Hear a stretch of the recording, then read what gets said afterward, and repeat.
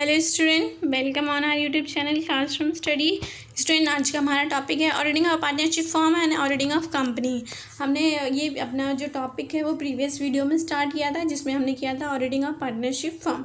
ये हमारा इसका पार्ट 2 है, जिसमें कि हम करेंगे ऑडिटिंग ऑफ ए कंपनी का कैसे ऑडिटिंग होता है, क्या रूल्स रेगुलेशन फॉलो करने होते हैं ऑडिटर, वो सब। ओके, तो चलिए तो अगर स्टूडेंट उससे पहले अगर आपने ऑडिटिंग ऑफ पार्टनरशिप फॉर्म नहीं देखा है तो उसका लिंक मैंने डिस्क्रिप्शन बॉक्स में दिया है, आप पहले उसे देख लें, देन उसके बाद ऑडिटिंग ऑफ कंपनी। ओके, चलिए स्टार्ट करते हैं auditing of company.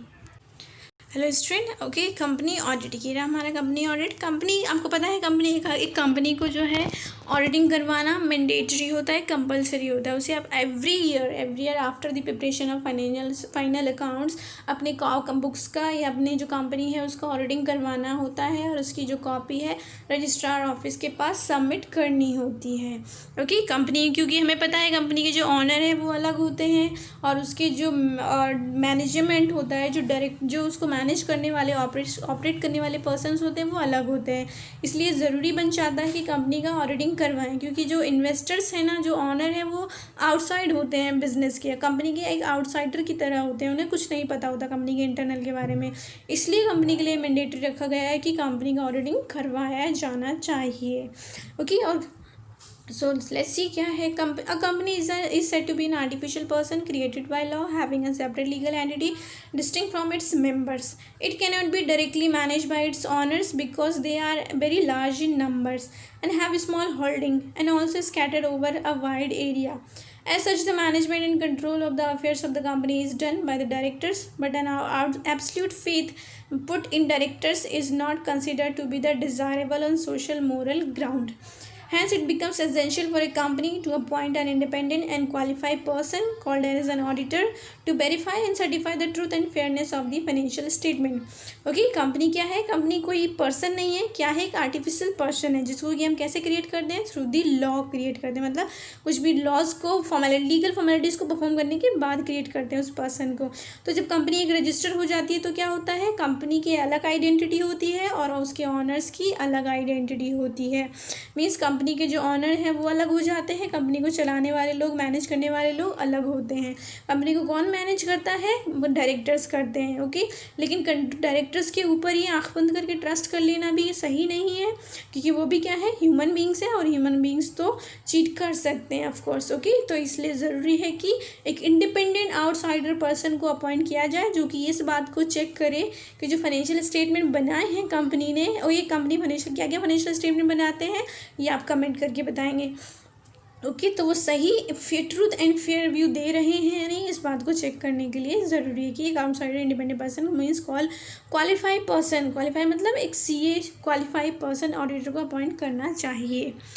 Okay, then further the company usually work with a large staff, and auditing serves a very useful purpose of locating all the errors and irregularities in their work. क्योंकि company में बहुत सारे लोग काम करते हैं, तो कोई भी मिस्टेक कर सकता है, जानबूझकर भी या बाय मिस्टेक भी, तो उन मिस्टेक्स को ही डिटेक्ट करने के लिए ज़रूरी है कि ऑडिटिंग करवाया जाए।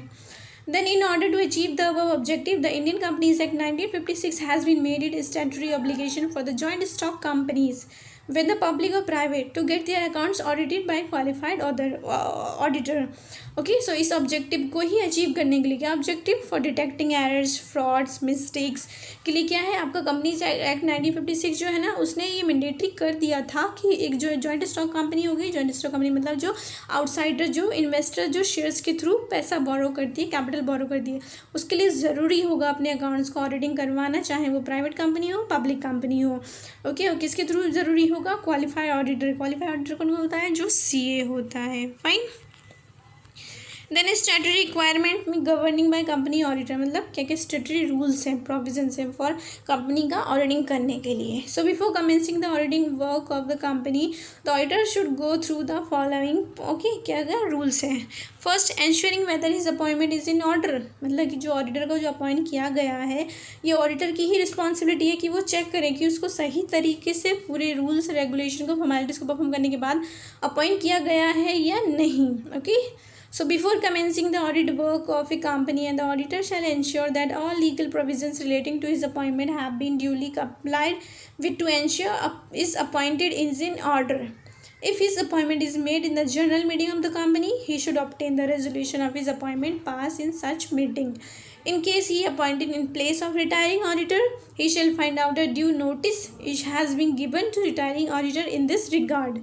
In case if he casual vacancy is due to resignation of auditor, he shall obtain a copy of resolution passed at the general meeting making his appointment. He shall ensure that his remuneration has been fixed by the company as per the provisions of the Companies Act. Okay, generally यही होता है rule कि कोई भी auditor appoint होता है तो general meeting में एक रेजोल्यूशन पास किया जाता है, तो वो ऑडिटर मांगेगा उस रेजोल्यूशन की कॉपी अपने अपॉइंटमेंट होने के बाद.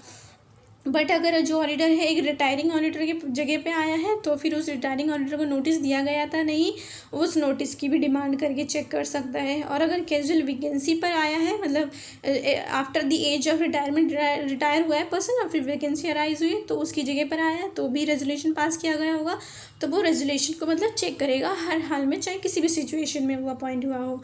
और ये भी चेक करेगा कि उसके लिए जो सैलरी रखी गई है ऑडिटिंग के लिए वो कंपनीज एक्ट के लॉ के अकॉर्डिंग है या नहीं है. फाइन, क्योंकि अगर ऑडिटर ये सब चेक नहीं करेगा ना तो वो क्लेम नहीं कर पाएगा कंपनी के ऊपर अपनी रेम्यूनरेशन के लिए, अपनी सैलरी के लिए, अगर कंपनी बाद में देने से मना कर देती है तो. ओके, सो इसलिए उसके लिए ज़रूरी है कि वो खुद चेक करेगी उसका जो अपॉइंटमेंट है वो वैलिड हुआ है तरीके से या नहीं.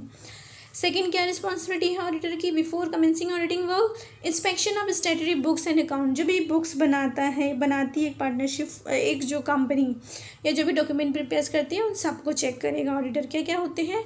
Before the auditor commences the work of the auditor he should examine the following documents. क्या? Memorandum of association, article of association, prospectus, certificate of incorporation, certificate of commencements of business. Okay, ये सब check करेगा बनाया है company ने या नहीं, and उनकी कॉपी भी लेगा. He should also examine the following registers.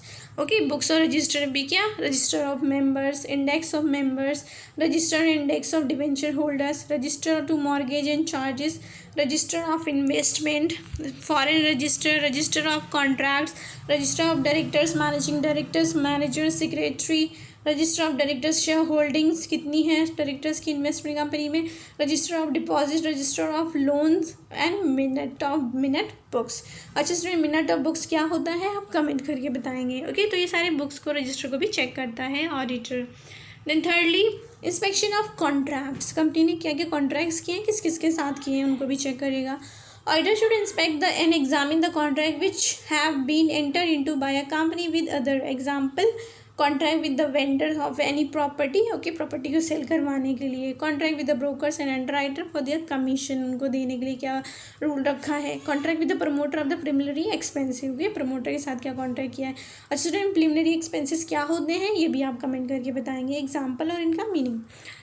Then if any statement regarding these contract has been made by the company in this prospectus, the auditor should see that such statement is correct and their entry relating to such contract are correctly recorded in the books of account. Okay, सही किया गया है entry या नहीं ये भी check करेगा. Then fourthly क्या चेक करेगा? Study of previous year balance sheet and auditors report.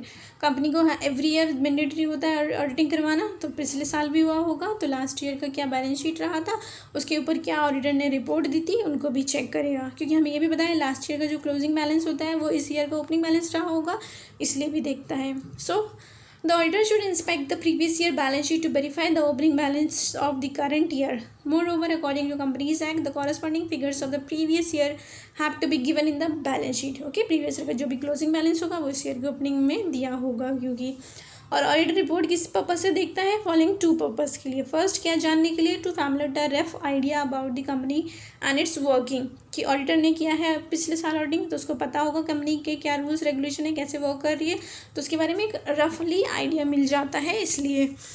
और secondly to see whether the recommendation made in there has been carried out और नॉट. मीन्स ऑडिटर ने प्रीवियस जो ऑडिटर था उसने जो भी सजेशंस दी थी कंपनी को, क्या कंपनी ने उनको फॉलो किया है या नहीं, इस बात को चेक करने के लिए भी वो ऑडिटर रिपोर्ट देखता है प्रीवियस वाले की.